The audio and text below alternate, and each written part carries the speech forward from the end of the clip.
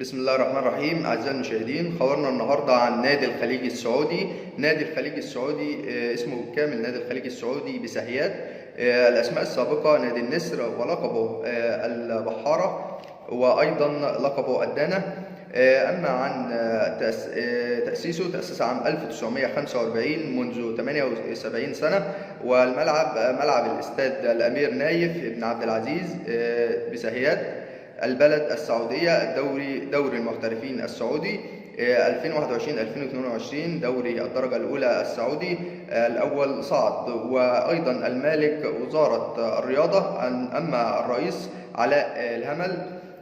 وأيضا يعد نادي الخليج أحد أبرز الأندية السعودية في رياضة كرة اليد، فقد أحرز العديد من البطولات المحلية والعربية. ويتميز النادي أيضا في مجال ألعاب القوى، ومن أبرز أبنائه اللاعب حسين السبع البطل العالمي. بشكركم أعزائي المشاهدين، وأتمنى دايما أن انتم تتابعونا باستمرار عشان يوصلكم منا كل جديد وحصري عن أخبار الكرة العالمية وأيضا المحلية، وأيضا الأندية المصرية والمحلية والدولية. والسلام عليكم ورحمة الله وبركاته.